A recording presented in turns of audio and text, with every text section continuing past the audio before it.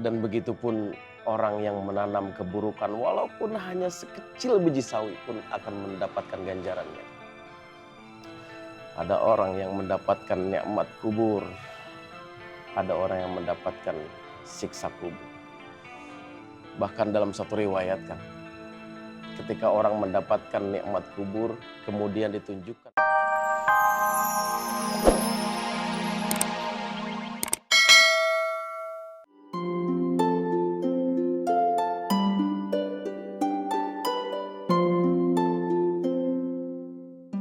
Kenapa Bu Ani nggak balik-balik ya? Ya Allah. Mudah-mudahan Bu Ani nggak tersinggung sama ucapan Ma Ismet ya Allah. Ismet mohon. Dengarkanlah doa Ismet ya Allah. Dengarkanlah permohonan Ismet ya Allah. Bu Ani.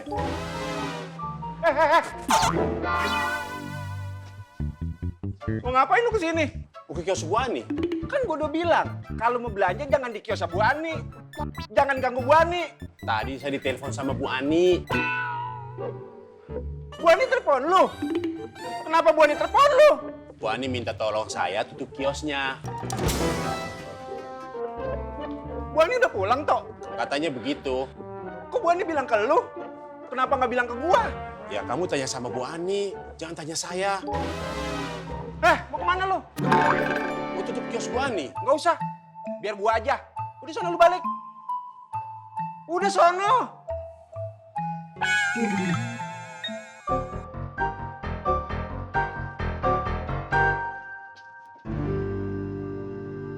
Kalau kita nyari tutukan, berarti kita menyetujui Bang Rahmat akan. Udah, Wan jangan bikin Ambo takut. Memang Ambo takut dengan Abang Rahmat.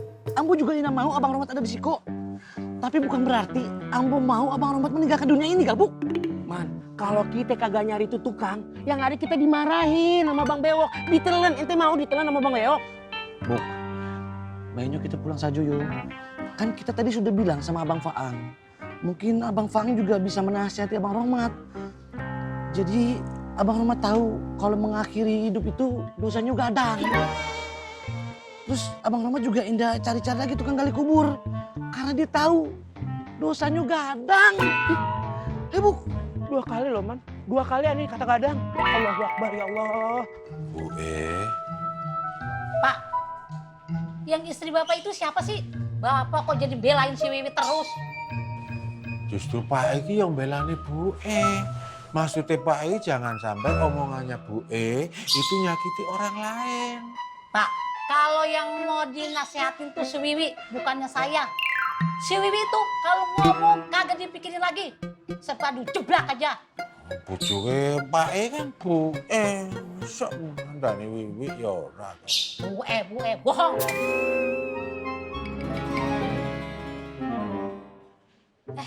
Bu Ani, baru pulang. Iya, Mak. Saya masuk dulu ya, Mak. Assalamualaikum. Waalaikumsalam.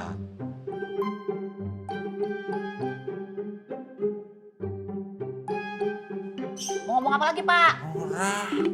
Ora. Ngomong, kalau mau ngomong. Alam kubur adalah fase pertama kita mempertanggungjawabkan segala amal perbuatan kita di hadapan Allah. Faman ya'mal mithqala dzarratin khairan yarah. Barang siapa yang berbuat kebajikan walaupun hanya sekecil biji sawi akan mendapat ganjarannya. Wa may ya'mal mithqala dzarratin syarran yarah.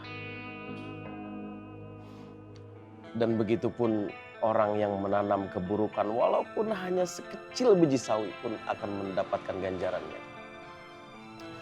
Ada orang yang mendapatkan nikmat kubur, ada orang yang mendapatkan siksa kubur. Bahkan dalam satu riwayat kan, ketika orang mendapatkan nikmat kubur kemudian ditunjukkan sama Allah tempatnya di surga. Orang itu berdoa sama Allah, ya Allah, cepatkan hari kiamat ya Allah. Aku ingin segera masuk ke surga. Tapi ketika orang yang mendapatkan siksa kubur, dia pun berdoa sama Allah. Ya Allah, jangan kau percepat hari kiamat ya Allah. Karena di kuburan pun aku gak sanggup menerima siksaan kubur. Dan demi Allah Kang, siapapun yang masuk ke dalam liang kubur tidak akan punya kesempatan kembali untuk ke dunia, untuk memperbaiki perbuatannya. Tidak akan ada kesempatan.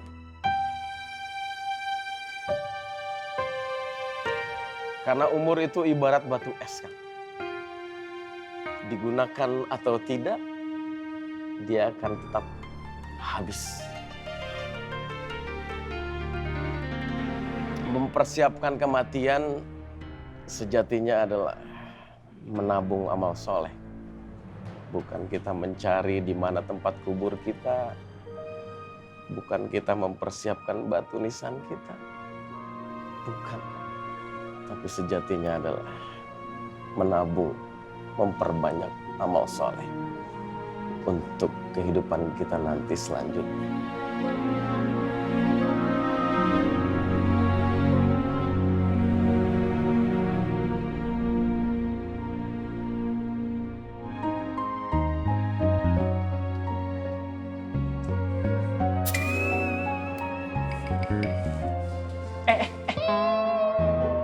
Paangnya lagi di musola.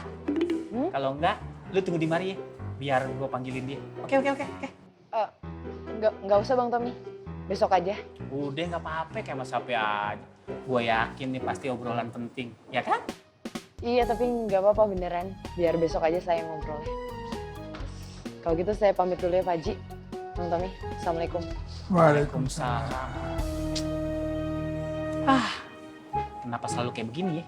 Kenapa selalu momennya nggak pernah pas buat Pak Ang ngobrol sama Habibah? Atau jangan-jangan Pak Ang kagak berjodoh kali sama Habibah ya? Kok ngaji ya? Jodoh, kematian, rezeki, itu rahasia Allah. Kita tidak punya pengetahuan tentang itu, kecuali sedikit. Iya kok ngaji, emang bener. Tapi kan kita juga harus usaha kok ngaji. Kok ngaji, saya jadi penasaran. Kira-kira yang jadi sama Pak Ang, Fatin atau Habibah ya? Alhamdulillah Bang, Ai seneng dengernya sama keputusan lo. Ya, kalau bukan kita yang jaga pasar makmur, siapa lagi Bang? Iya Ki, cuman saya nggak tahu Ki, keputusan saya ini benar apa enggak. Bang, kalau niat lu cuma setengah-setengah mendingan gak usah Bang. Saya nggak bilang kalau saya setengah-setengah.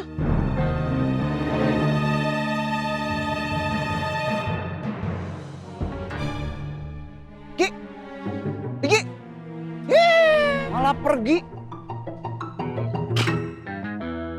Kamu kunaonnya? Ambekan Jerman? Gue yakin sampai saat ini pelaku pengadu domba masih berkeliaran. Ada yang adu domba. Koreng. Tapi kan gondrong sama jenggot udah kagak ada di pasar makmur lagi. Ngapain tuh bocah masih ganggu? Koreng itu gak bakal tinggal diem, bakal terus ngasut. Karena dia tahu Gondrong itu benci banget sama Makmur. Dan suatu saat bakal ngambil Makmur. Iya bener sih Ang, tapi nggak masuk akal aja. Kalau anak-anak pasar makmur masih kahasut sama Koreng. Koreng itu licin. Dia tahu gimana caranya menghasut orang lain. Tapi orang lain itu nggak sadar kalau tengah dihasut. Itu Koreng. Makmur harus lebih hati-hati nih Boy. Nah, berarti kita usir aja tuh 3 anak buahnya si Koreng. Enggak Tom. Bondan sudah merencanakan sesuatu. Gue yakin ada strategi yang tengah dia bangun. Dia akan melakukannya pada saat momen dan waktu yang tepat. Biar Koreng kapok. Tapi Boy, apa orang kayak Koreng bisa kapok? Tuh. Biarin Allah yang bikin dia kapok.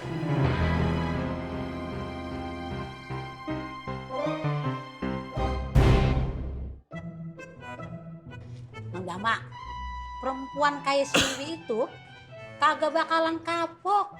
Mang Dharma itu harus ditegasin. Saya kira memang Mang Dharma